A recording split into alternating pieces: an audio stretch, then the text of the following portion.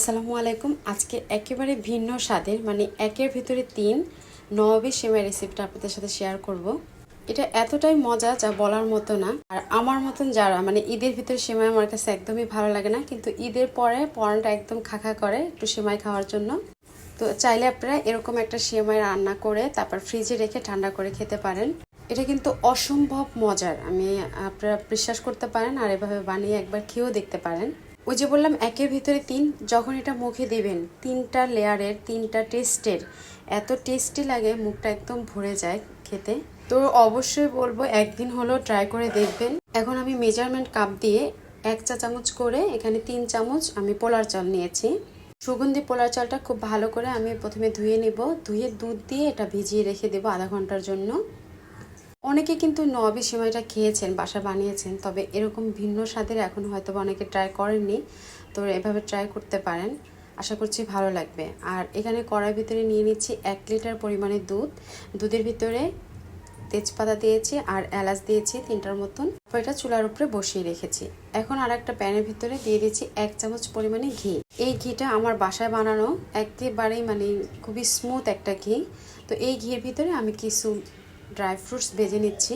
এখানে 3 রকমের বাদাম, কাজু, পোস্ত আর কাঠবাদামটা আমি ভেজে তারপর এটা তুলে নিব। তুলে নেওয়ার পরে এই ঘিয়ের ভিতরে আরেকটু ঘি বাড়িয়ে আমি এখানে কুলসুম যে সেমাইটা আমাদের বাংলাদেশের, সেই সেমাইটা এখানে আমি ভেজে নেব। এটা এমনিতেই ভাজা, তারপর হালকা করে একটু ভেজে নেব হাতে, একদম একটু গুঁড়া করে প্যাকেটের ভিতরে তারপরে এটা দিয়েছি। আর সেমাইটা একটু ভাজতে গেলে প্রবলেম হয়, মানে এটা ছিটকে ছিটকে যায়, তো চেষ্টা করবেন একটু গর্তওয়ালা কড়াই নেওয়ার জন্য। তো 2-3 মিনিটের মতো আমি সেমাইটা একটু ভেজে নিয়েছি ঘিয়ের ভিতরে। তারপরে দিয়ে দিচ্ছি চিনি, 1/3 কাপ চিনি এখানে আমি অ্যাড করেছি। তবে আপনাদের কাছে মিষ্টিটা কম মনে হলে আপনারা দিতে পারেন। 2টা লেয়ার যেহেতু হবে, তো মিষ্টির পরিমাণ একটু কম দিলে আর কি ভালো লাগে। চিনিটা দিয়ে একটু নেড়ে ছেড়ে দিব। তারপরে দিয়ে দিচ্ছি 1/2 কাপ পানি। তবে 1/2 কাপ পানি একত্রে দেওয়া যাবে না, অল্প অল্প করে দিতে হবে। আমি 3বারে 1/2 কাপ পানি এখানে দিয়েছি। আর চুলার আঁচটা কিন্তু অবশ্যই লোতে রেখে তারপর এটা নেড়ে ছেড়ে মিশিয়ে দিতে হবে।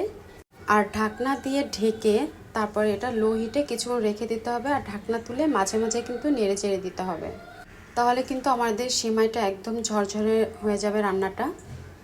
যদি আপনাদের কাছে রেসিপিটা ভালো লাগে তাহলে রিকোয়েস্ট থাকলো আমার চ্যানেলটি সাবস্ক্রাইব করার। দেখবেন যে অল্প কিছুক্ষণের ভিতরে সেমাইটা একদম নরম হয়ে যাবে আর একদম ঝরঝরা হয়ে যাবে। আর এটা আপনারা দেখেই বুঝতে পারতেছেন যে এটা কতটা সফট হয়েছে এবং একদম ঝরঝরা। তো আমার কিন্তু সেমাইটা রান্না হয়ে গেছে। আপনারা চাইলে কিন্তু এখানে কিছু নারকেল কোরানো আর একটুখানি যে ভাজা বাদামগুলো দিয়েও এটা পরিবেশন করতে পারেন। এটা এমনিতেও কিন্তু বেশ টেস্টি হয়।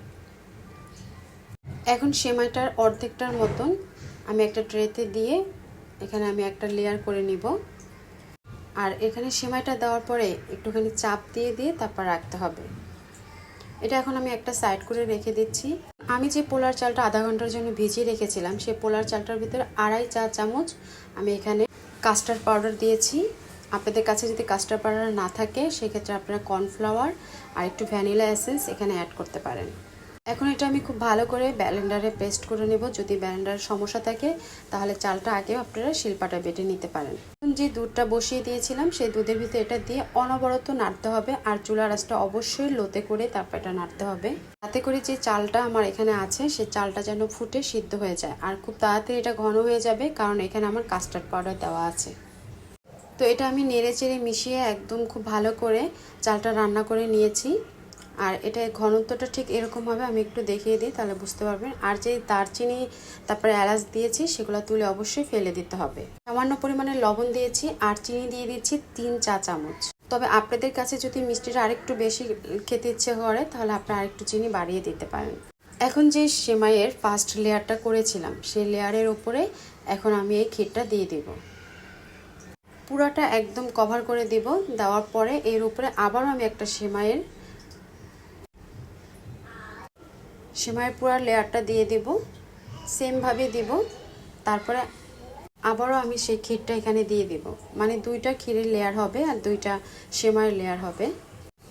দেওয়ার পরে অল্প পরিমাণে সেমাই আমি রেখে দিয়েছিলাম, সেটা জাস্ট গার্নিশের জন্য উপরের দিকে আমি একটু ছড়িয়ে দিলাম। এটা দেখতে খুবই ভালো লাগে লুকটা। আর যে বাদাম কিশমিশ রেখেছি সেটাও আমি এখন দিয়ে দিলাম। আপনারা যদি বেশি বাদাম কিশমিশ পছন্দ করেন সেক্ষেত্রে সেমাইয়ের ভিতরে কিন্তু অ্যাড করে দিতে পারেন। এখন এটা আমি 2 ঘন্টার জন্য নর্মাল ফ্রিজে রেখে দিব সেট হওয়ার জন্য। আর 2 ঘন্টা পরে আমি কেটে আপনাদের সাথে শেয়ার করছি। মানে যেভাবে ইচ্ছা সেভাবে কেটে তারপর এটা পরিবেশন করা যায়। আশা করছি আমার আজকের এই রেসিপি আপনাদের সবার কাছে ভালো লাগবে। তো আজ এই পর্যন্তই, আল্লাহ হাফেজ।